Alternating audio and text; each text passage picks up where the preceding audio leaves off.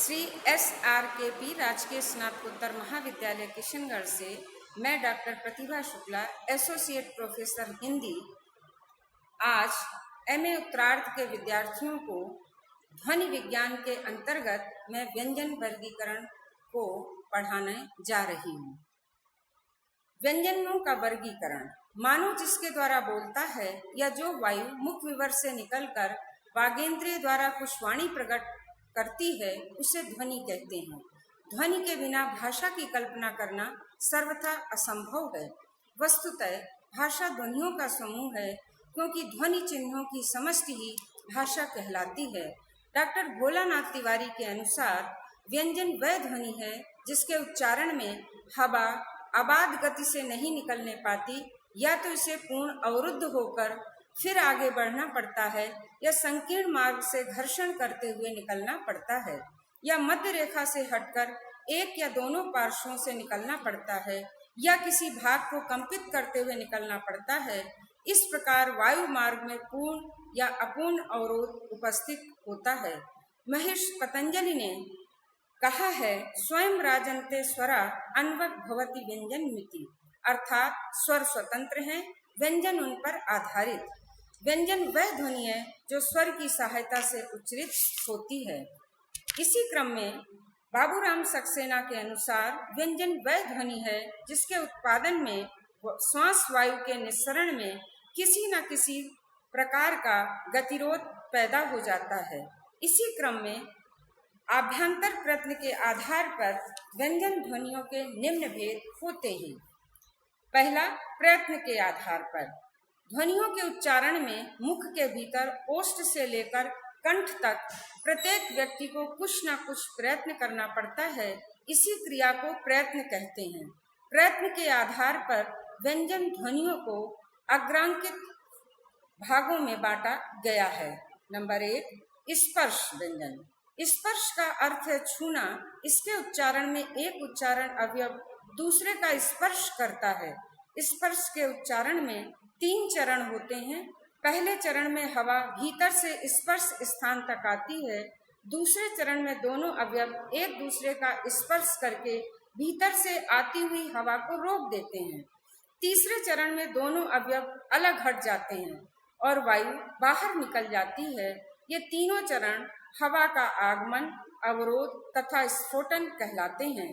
क, ट, ता तथा पा वर्ग के प्रथम 4 व्यंजन स्पर्श व्यंजन होते हैं। संघर्षी व्यंजन। इन ध्वनियों के उच्चारण में 2 उच्चारण अवयव एक दूसरे के इतने निकट चले जाते हैं कि दोनों के बीच से निकलने वाली वायु संघर्ष करती हुई बाहर निकलती है, जैसे फा, वा, सा, ज, श, ख, ग और ह व्यंजन। स्पर्श संघर्षी व्यंजन। इन स्पर्श संघर्षी व्यंजनों के उच्चारण में प्रारंभिक चरण स्पर्श का तथा अंतिम चरण संघर्ष का होता है, जैसे च, छ, ज और झ व्यंजन।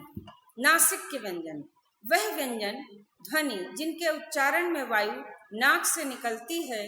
प्रत्येक वर्ग का पंचम अक्षर अर्थात ड, ङ, न और म नासिक्य व्यंजन है। लेखन में इन्हें अनुस्वार के द्वारा अंकित किया जाता है। पार्श्विक व्यंजन। वह व्यंजन जिनके उच्चारण में जिह्वा की नोक मूर्धा का स्पर्श करती है और निश्वास वायु जिह्वा के अगल बगल से बाहर निकलती है, जैसे ल ध्वनि का उच्चारण। उत्क्षिप्त व्यंजन। जिन व्यंजन ध्वनियों के उच्चारण में जिह्वा तालु के किसी भाग को झटके से छूकर नीचे आ जाती है, उन्हें उत्क्षिप्त व्यंजन कहते हैं, जैसे ड और ढ उत्क्षिप्त व्यंजन हैं। कंपन जात। कंपन जात व्यंजन में वे ध्वनियां आती हैं जिनके उच्चारण में किसी अवयव की नोक में से वायु के प्रवाह में कंपन उत्पन्न किया जाता है। र के उच्चारण में जीभ की नोक कंपित होती है। डॉक्टर धीरेन्द्र वर्मा तथा डॉक्टर बाबूराम सक्सेना र को लुंठित मानते हैं। अर्धस्वर। कुछ व्यंजन ऐसे होते हैं जो तो कभी स्वर की तरह बोले जाते हैं और कभी व्यंजन की तरह। उन्हें अंतस्थ या अर्धस्वर कहते हैं। इन ध्वनियों में हवा का प्रवाह तो चलता रहता है, किंतु संघर्ष नहीं होता, जैसे य और व व्यंजन। इसी क्रम में स्थान आधार पर व्यंजनों का वर्गीकरण किया जाता है। स्थान वह है जहां अंदर से आने वाली वायु मुख विवर में कंठ से लेकर ओष्ठ तक के विभिन्न उच्चारण अवयवों से कहीं न कहीं विकृत की जाती है। जिस व्यंजन के उच्चारण में वायु जिस उच्चारण अवयव के साथ विकृत की जाती है वह उस व्यंजन का स्थान कहलाता है। स्थाना आधार पर व्यंजन ध्वनि के निम्नलिखित भेद हैं। नंबर 1, स्वर यंत्र मुखी। उन ध्वनियों को कहते हैं जो स्वर यंत्र मुख से उच्चरित की जाती हैं। इन्हें स्वर यंत्र स्थानीय, काकल्य या उरस्य भी कहते हैं, जैसे ह ध्वनि का उच्चारण। अलिजिह्वीय, कौवे या अलिजिह्वीय से इन ध्वनियों का उच्चारण किया जाता है। इसके लिए जिह्वा मूल को निकट ले जाकर वायु मार्ग सकरा कर देते हैं, जैसे क, ख और ग। कोमल तालव्य या कंठ ध्वनियां, संस्कृत में इन्हें कंठ कहा गया है। जिह्वा के पिछले भाग के सहारे इन ध्वनियों को उत्पन्न करते हैं, जैसे क, ख, ग और घ ध्वनि। मूर्धन्य उन ध्वनियों को कहते हैं जिनके उच्चारण में मूर्धा से सहायता ली जाती है, जैसे ट, ठ, ड और ढ मूर्धन्य है। तालव्य, इनका उच्चारण कठोर तालु से होता है, अतः इन्हें कठोर तालव्य भी कहते हैं। जीभ के अगले भाग से इनमें सहायता ली जाती है, जैसे च, छ, ज, झ और श। वर्तस्य, मसूड़े या वर्त की सहायता से उत्पन्न ध्वनि वर्तस्य कहलाती है, जैसे न, ल, र, स और ज वर्तस्य हैं। दंत, जैसा कि नाम से स्पष्ट है, दांत की सहायता से उच्चारित होने वाली ध्वनियां दंत कहलाती हैं। इनमें जिह्वा का अग्रभाग दंत पंक्ति का स्पर्श करता है, जैसे त, थ, द, ध दंत ध्वनियां हैं। दंत्योष्ठ, दंत्योष्ठ ध्वनियां वे ध्वनियां हैं जिनका उच्चारण ऊपर के दांत और नीचे के ओंठ की सहायता से होता है। व और फ दंत्योष्ठ ध्वनियां हैं।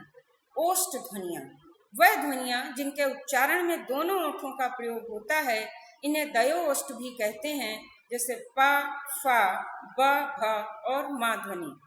बाह्य, अब आगे चलकर बाह्य प्रयत्न के आधार पर व्यंजन ध्वनि को दो वर्गों में विभाजित कर सकते हैं, स्वर तंत्रियों के आधार पर तथा प्राणत्व के आधार पर। बाह्य प्रयत्न में दो उच्चारण अवयव आते हैं, पहला स्वर तंत्र, स्वर यंत्र और दूसरा कोकल। स्वर तंत्रियों के आधार पर ध्वनियों के अर्थात व्यंजन ध्वनियों के दो भेद किए गए हैं, घोष ध्वनि और अघोष ध्वनि। घोष ध्वनि या सघोष वे ध्वनियां हैं जिनके उच्चारण में स्वर तंत्रियों के निकट आ जाने से उसके बीच में निकलती हुई हवा से कंपन होता है। क, च, ट, ता एवं पा आदि पांचों वर्गों की अंतिम तीन अर्थात ग, घ, ण एवं य, र, ल, व, ज, ग, ह, ड एवं ठ आदि सघोष ध्वनियां हैं। इन्हें वृद्ध व्यंजन भी कहते हैं। अघोष ध्वनि वे ध्वनियां हैं जिनके उच्चारण में स्वर तंत्रियों में कंपन नहीं होता।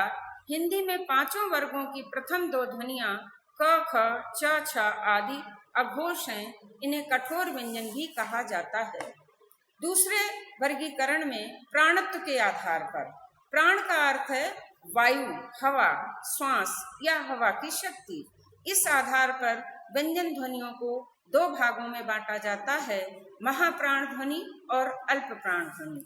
महाप्राण ध्वनि, महाप्राण ध्वनि उन व्यंजनों को कहा जाता है जिनके उच्चारण में हवा की अधिकता हो या श्वास बल अधिक हो, उन्हें महाप्राण कहते हैं।